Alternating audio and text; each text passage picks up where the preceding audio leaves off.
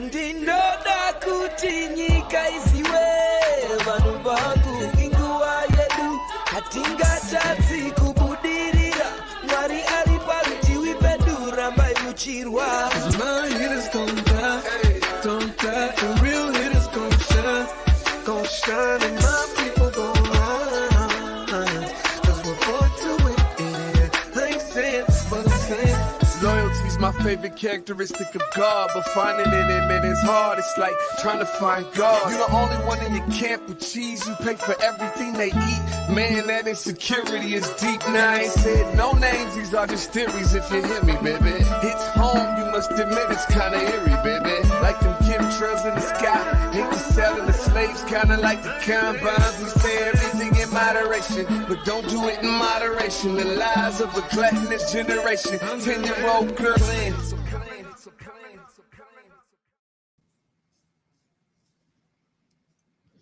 Grand Rising. Oh, sorry. I'm just sitting here, y'all. Grand Rising, everybody. Happy Friday to all of y'all out there. We got a fantastic Friday in the works for you all. I'm so excited. I get to sit with the Gayle brothers. That's right. Barry Gayle, or AKA DJ Topspin, as we know him, is in the building. And his brother, Kenneth Gayle, is here. I'm so excited to talk to both of them about their musical abilities. Phenomenal talent. And y'all know we DJ Topspin is a real friend of Converge and the Day with Trae here. But I will say I'm excited because he has some greatness to share, and he's so excited that his brother is here in town. So I want to thank all of you for being here and joining us today.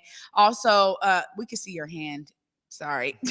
Also, of course, it's the top of the show, so it's a great time to tag and share the stream. Right now, just tag and share the stream with folks you feel could benefit from a daily dose of dopeness right here on The Day with Trae. Don't worry if you can't watch us. You can listen to us anywhere you find your favorite podcast.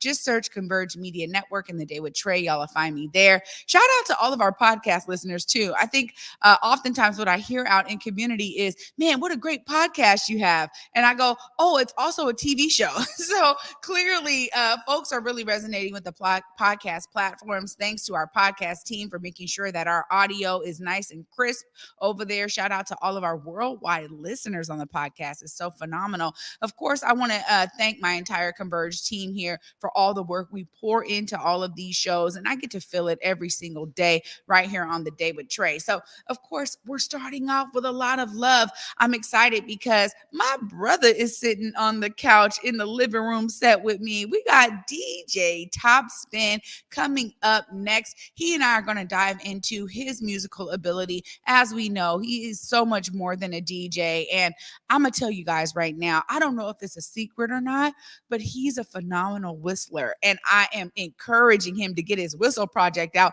because when I tell you, he whistles like no other. I mean, like harmonies in his in his whistle. It is insane. So what a great whistler. What a great DJ. My brother, DJ Topspin. What up? How you doing, Trae? I'm good. How are you? I'm all right. You say whisper. And actually, I dub myself sometimes the turntable whistler. Oh. But good morning. How you doing? I'm great. It's always so great to be with you, and you have such a great energy. I mean, I'll say this. I experience you all over the place. You know, when somebody asks me, man, who can DJ? You have a whole setup. So you can come out, bring all of your stuff. And I see you out there all the time. Tell us about some of the ways. Well, I'll start off first with those who may not know you. Tell us a bit about what got you into DJing. Well, I was lucky enough to be born at the beginning of hip hop culture. As well as kind of smack dab in the middle of, not born, but came up kind of like as MTV emerged. So as well as being raised in a household that played mostly gospel, like we weren't really tapped into, I don't know, secular music, I guess, perhaps. I mean, the stuff that everybody else was raised on, as far as those albums weren't necessarily in the house in mass. So just tinkering with the music I had on hand just kind of got me into different parts of music. And I've said it in different interviews, like listening to certain, even gospel records, there were certain parts that jumped out to me, like, man, I really like this part. And I would kind of play the part over and over and just kind of get bliss enjoying pieces of music. So I kind of started thinking in hip hop terms before I really knew how hip hop was created and what the formula was. So just having an ear, a curious ear, also being, raised in a house with a singer, also colors the ear. He's kind of searching for perfect tone, and I'm, kind of passively understanding the difference between, something on and off, and that kind of upbringing kind of brought me towards DJing. I mean, as well as what's at the 80s, breakdancing and kind of all these elements are being exposed and now kind of poured into the televisions and the consciousness of America. Yeah. So I just soaked it up like everybody else. Well, you do it in a real unique way, though, I will say, because, one of your monikers is Blendiana Jones, For right? sure. And when someone is experiencing what you do with blends, I think for me, that was like, I was like, whoa, what is he doing? Tell us a bit about that, because you've really taken that on. You don't just like DJ, okay, here's a Right. playlist I'm going to play for y'all. Right. You're very intricate in how you pour your craft and how you like put it all together. It's very unique.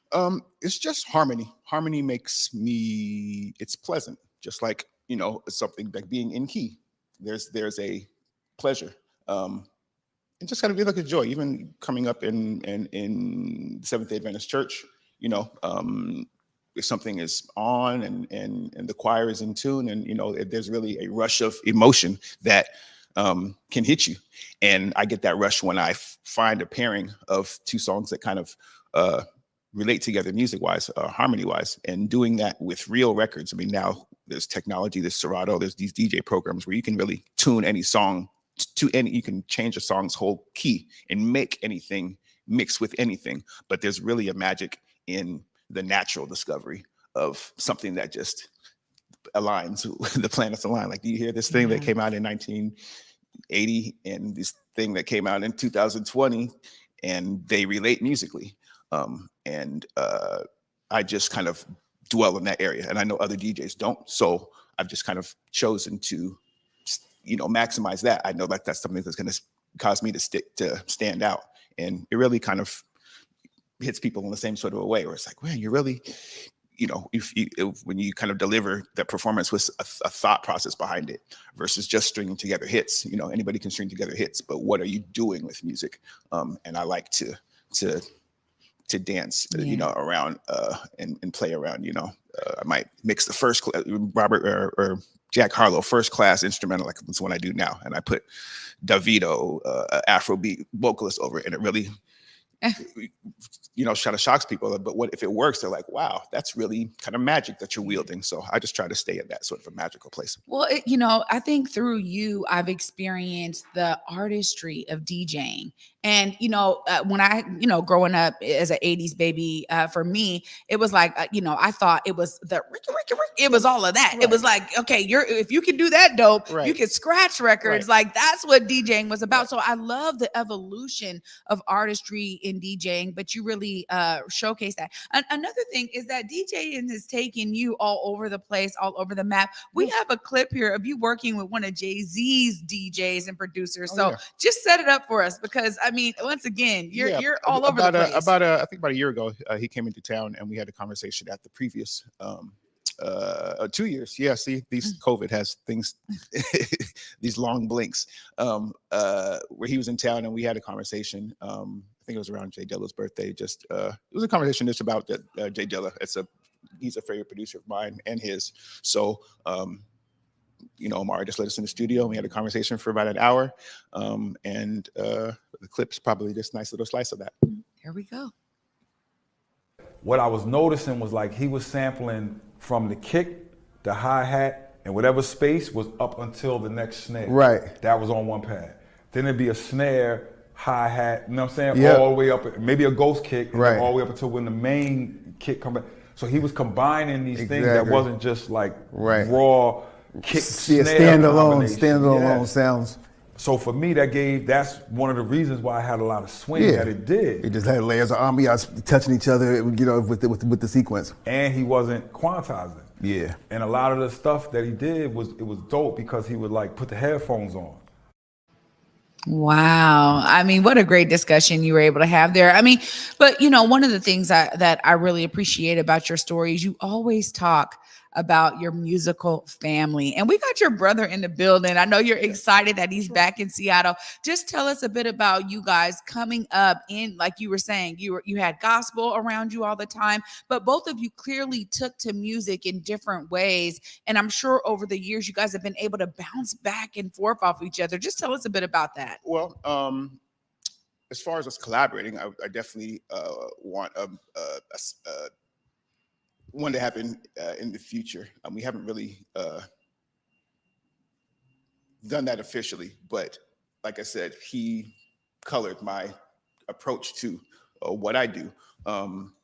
He was in choirs, Northwest Boys Choir, and I followed a lot of his steps. I was in the choir for a while. I get my name Topspin from him. He was an avid tennis enthusiast. Kind of equal degree is how he was interested in music. There's a point where he was just playing tennis with anybody and got really good. And I kind of got into the game alongside him and would beg him to play with me. But, I'm 6 years younger and he's like, it would happen very rarely. But, I went on to play in high school and obviously adopted the name. So, I take, like any younger brother, he takes cues from his older one. There wouldn't be a Blendiana as far as like the specificity with the ear without coming up around someone who was chasing that perfect tone. And, I've seen him perform since I was a kid, and even to watch still, the people that just are amazed. It is amazing now. It's like, okay, yeah, he's amazing people again. It's old hat now, but it's kind of cool to see the power of music and how long it can sustain. Well, yeah, I mean, I know for me, I think about the connection I have to my siblings, and they're like, we always knew you were going to do something in TV, right? It's just like, they're like, okay, and no, yeah, of course you have your own show, like you all, right? And so, sometimes where life takes us, our siblings have been on the journey with us, right? Like, of course, our parents, but there's something special about the sibling relationship. Sure. So I love that you are setting the tone there, and I'm excited that he's in the building. He is back home in Seattle. For sure. So we're going to talk about all of his amazing career feats and why he's here after this short break. But I got to give you time to make sure you look right there. Let folks know if they need your services, if they want to follow you, get your music, let them know how to do that. Well, Instagram pretty much is the best picture of, what kicks look like, what it's going to look like, where I post my schedule. So you can find me at Topspin, Instagram. One smushed together word. This connotation and plays on words are all part of the whole package. So Topspin Instagram on Instagram, as well as at DJ Topspin on Twitter. I'm a DM away, and luckily, word of mouth has sustained me. So you probably catch me at a spot, and then feel free to inquire how I could do it personally for you. Amazing. As always, brother, DJ Topspin in the building. Thank you so much for being sure. here. Thanks for having us. So we got the green. Yeah, the green and yellow were all the way ready. I think last time I was here too, we were in line on some cream. So I don't know how it keeps happening. We're connected. You know what? I'm here for it all day. Of course, it's a great start to our fantastic Friday right here with DJ Topspin, and that fantastic feel is going to continue with his brother Kenneth, Gayle, coming up right after this short break. We got Ken in the building. You guys stay tuned. You don't want to miss this. You're watching The Day with Trae.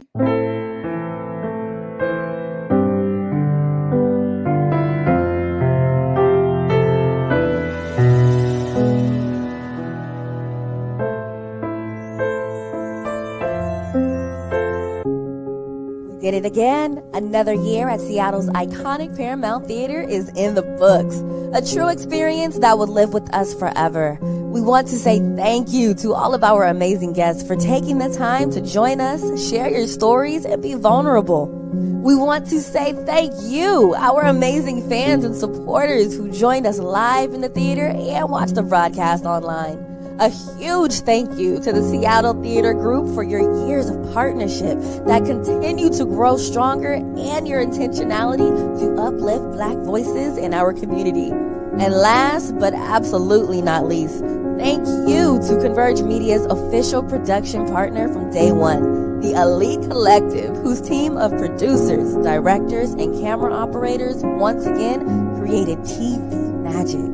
Until next time, keep it locked right here to Converge Media as we continue to uplift Black voices in our community and beyond. If you have an event coming up, tap in with the Elite Collective for all of your event production needs. And of course, always remember, Black media matters. COVID-19 hurt my income, my health, and my family. We were about to lose our home when we heard we might be eligible for homeowner assistance funds from the government. We called 1-877-894-HOME, and a housing counselor stepped in, talked to our lender, and saved our home. Federal funding details at washingtonhalf.org. That's washingtonhaf.org.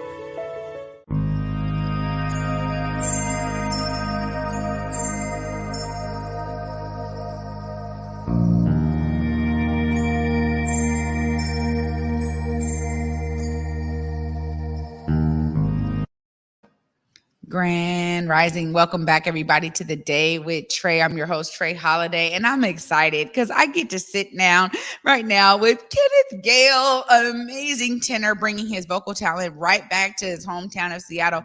Hi. Hi, Trae. Thank you for having me this morning. Absolutely. Thank you for being here. We all got the green memo. I'm definitely feeling it. Yeah. I was going to say, they got to see the shoes and the socks. He's all the way with it. We just love your brother here. He's gives so much to Seattle. Tell us a bit about how you experienced your family and your background in this kind of musical household. It's been pretty remarkable, and I had the pleasure of listening to the first half of this interview, and he does give a lot to the city. So it's a beautiful thing to come back to. It's been a minute since I've been in Seattle, but growing up in a musical household, my mom was actually one of 7 kids. She grew up in Panama, and I think they all had to learn how to play the piano. So coming up, my siblings and I, we all had the same memo where thou shalt take piano lessons as just what you do. It's like part of school. And I enjoyed that. And Mom tells a story about me actually singing before I was speaking. I'm not sure if it's actually true, but I'm a December birthday baby. And she says that I didn't speak until about 1.5 or 2, make noises. But I was making these noises, and come, I think, October of the next year, after I was born or so, I started singing, and she was listening, saying, "This boy is singing a Christmas tune, a Christmas carol." So he said, "This sound was in my ear, and I had to figure out how to make this sound before I could make any other sounds." So that's my personal mythology. Oh my goodness, singing before speaking. We'll see. Look, we do know that a lot of great singers actually understood musical connection from such a young age, and I'm a December baby as well. So I resonate with just the spirit of the times we're born in, right? There's so much joy, so much going on at the end of the year. And so I experienced that myself. Both of my sons' birthdays are in December. So it's a serious month for me next month. It's always serious. But I'm really excited to learn about what got you into then taking it to another level. Tell us a bit about that journey, starting young, doing piano, loving that, but then taking it to say, I really got a voice here. Let's hear a bit about that journey. Thank you. Well, I did grew up singing in the church from a young age, in the youth choir and that sort of thing. And when I was about age 12 or 13, I actually auditioned for and got into the Northwest Boys Choir here in Seattle. And what's beautiful about that group is that they have a sort of a gradated series of choirs, from like a preparatory choir for the youngest kids to a concert choir for kids who are a bit older, and then they have a touring choir. And when I auditioned, I was a little bit older, and they put me directly into the touring choir. Wow. And so I had some musical background because of piano and having sung. And one of the first tours we went on was actually a summer tour to Hawaii. And so you're traveling with a bunch of youngsters your age making music, and the idea of these choral harmonies and this sort of high level musicality was something that I really took to and enjoyed. also got a chance to travel to Japan with them the following year. And then about 6 months after that, my voice changed and the bottom falls out. And I didn't have any idea of becoming a professional singer really, but I had an evaluation. A professional singer had heard me sing when I was still a boy soprano. And she said, well, your voice is going to change. Don't worry, but you're a musician and a singer at heart. So continue to sing. Mm-hmm. At age 13, that goes out your head. But fast forward to about age 19 or so, when I started going to college, I hadn't sung since my voice had changed. And kind of in between that point was when I started taking tennis really seriously. So that's when Mr. Topspin started talking about that was the time period when I really kind of focused on tennis. And that was sort of through the back end of high school. And when I started trying to figure out what I wanted to be when I grew up, when I went to college, at the University of Washington, I started taking a voice lesson just on a whim because I hadn't sung. And I happened into a really good teacher who early on said, I think you should declare yourself a voice major and start taking lessons so you get more lessons with me. And at the end of the semester, he said he actually got a job at West Virginia University. And he had a master class with all the students and said, you're doing so beautifully. I have some bad news, though. I'm going to be leaving town, and I hate to really leave you at this point of progress. But Ken, I think you might want to consider studying with me because I think you could make a living singing. Wow. And so I auditioned for and got into the music program at WVU. They put me on a performance grants scholarship, and it was all about the training, and that continued. When I graduated, I came back to Seattle with that piece of paper that says, okay, you have a degree in voice, now what? And I auditioned for and got into the Seattle Opera chorus. And about a year or so, the Seattle Opera Guild started paying for my voice lessons. They kind of began to track me like a young artist. This was before Seattle Opera had a young artist training program. Mm-hmm. And it was a wonderful opportunity because I was able to use that scholarship money for voice lessons, for language lessons, for acting, all these sort of things that we part of a young artist program. Mm-hmm. And I also had the opportunity to sing with local groups like the Northwest Chamber Orchestra. I actually got a chance to open McCall Hall, Benaroya Hall for the Seattle Symphony. Wow. A lot of remarkable experiences sort of early in my career. And then I auditioned for and got into the Young Artist Training Program of the Lyric Opera of Chicago, which took me away from Seattle in about 1999. Mm. And that was the last time that I lived in Seattle, actually. Wow. And so from that point, I've sung with opera companies here and elsewhere. And for a couple of years was a cast member of a show called Three Mo Tenors, which is, the take on the three tenors with three African-American tenors singing everything from opera to gospel to jazz to the blues to Broadway and back, and cut my teeth in a really unique way. And what was wonderful about that project is it really encouraged us to embrace the variety of music that we are exposed to and that we might have an affinity for. Mm-hmm. But oftentimes within classical music, you're really encouraged to specialize because frankly, you have to specialize to become really proficient to a degree. But what's beautiful is that reclaiming these other roots really opens up some other interpretive possibilities. So wow. That's the long story. Wow. Well, this is what I love. I love hearing all of the different spots of time that lead you to where you are today. And, I have become a recent real fan of the opera. Seattle Opera just interviewed me and dropped their blog post yesterday of me explaining my experience with opera because, I was saying that, in order for it to be accessible, sometimes we have to hear music that we're already connected to.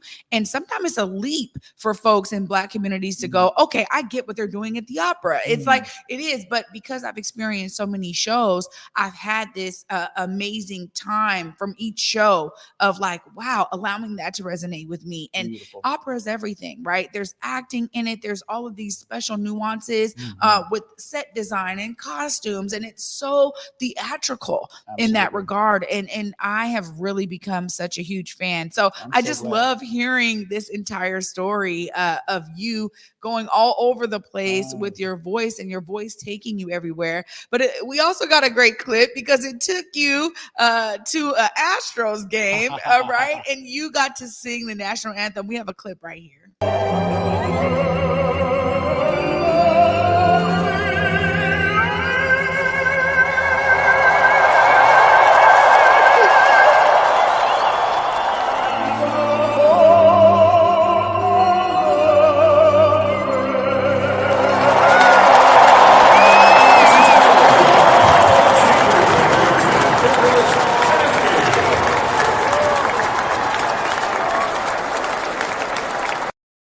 Oh my goodness. They're just telling me, giving me all the deets. I didn't even know Big O was on the scene. Amazing shooting that clip.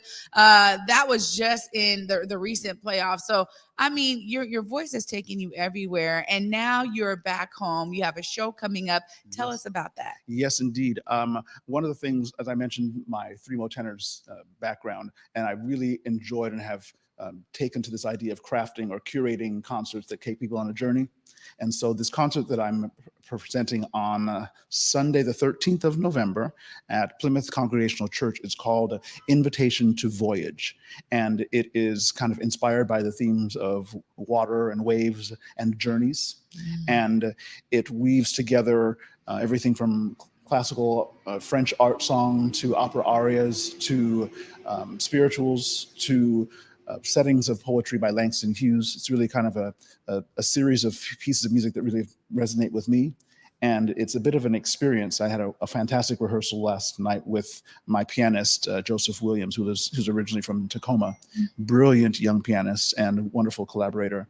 And he leaned over to me afterwards and said, "Thank you for this journey. This is what my soul needed." And I was like, "Thank you. My soul needed to sing it." So I'm really looking forward to it. Oh my goodness. Okay, of course, I got to give you time because we need to know how we can come and support the concert going on Sunday. Is it open to the public? Is it closed? You let us know. But you can look right there. Let folks know how to connect with you on social media or whatever, so they can follow things that you drop and how they can come out on Sunday and support the show. Fantastic. The concert, again, it is an open concert, open to the public, being presented at Plymouth Congregational Church, which is downtown, I think, like 6th Avenue. And what's wonderful about it is that ticket prices are very low. It is only a $20 donation, and all proceeds are actually going to be benefiting the Poor People's Campaign. The minister at that church, Reverend Dr. Kelly Brown, is a brilliant theologian and leader connected with this organization, and I like to connect my concerts to things that have a cause that does beautiful things in the world. So please come and support this particular concert, and then you'll be fed by this particular concert. My social media presence, the easiest way to track me down, and I'm not anywhere as good as my younger brother is on this, but I do have an Instagram account, which is KGVox, spelled KAYGEEVOX. I'm getting better at posting details about my work there. And that's, I guess, all you need to know. But please, I really look forward to seeing you all on Sunday afternoon. Again, it's a 2 p.m. concert. Wow. Kenneth, thank you so much for what you're doing. Representation matters so much. And you are Seattle born and bred, now living down south. But we just are so glad that you brought your skills, your love, and your talent back to Seattle. Thank you so much for gracing me on the Day with Trae today. Absolute pleasure, Trae. Thank you for having me. Absolutely. Wow. I told y'all it was going to be a fantastic Friday. Of course, I get to wrap this up right after this short break. Y'all stay tuned. You're watching The Day with Trae.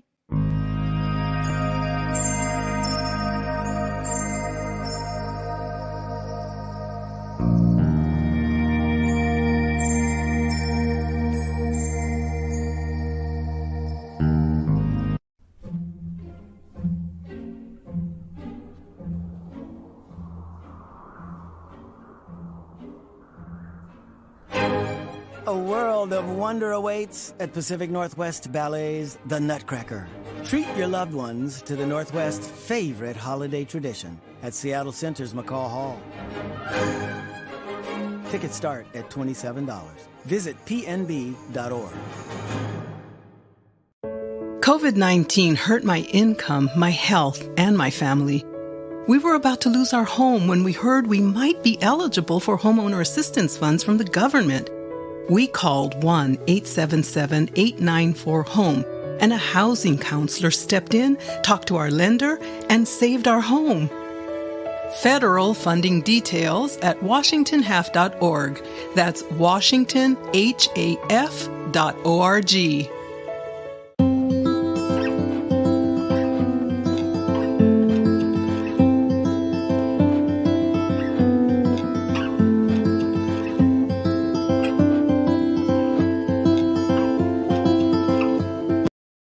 Welcome back, everybody, to the Day with Trae. What a great show today with the Gayle brothers. We got Barry, DJ Topspin in the building. We also got Kenneth in the building. It was great to talk to both of them about their musical abilities, the ways that their family structure and the music they were surrounded by as young people has infused what they do to this day. Of course, y'all know I was inspired for sure. I want y'all to be inspired. You know, both of them are doing what they have to see themselves as a part of the solution, and music heals the soul in all of the forms it comes in. So thank you to both of them for what they give. I want y'all to be inspired so y'all could give too in your own ways. What a great week we had this week. I want to thank all the guests who have joined me. I know we took yesterday off. We were there for Devon and his family. So many in community that were out here, you know, celebrating his life and his legacy.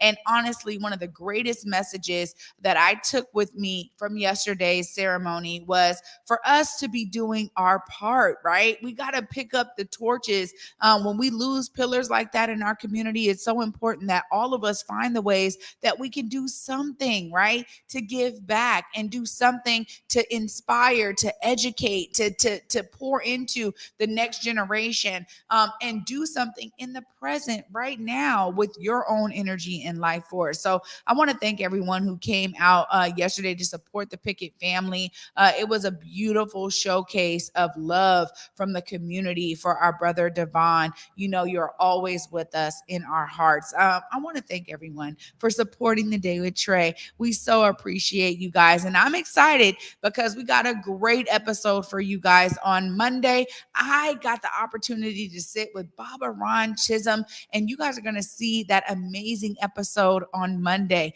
And so for me, until Monday at 11 a.m., peace.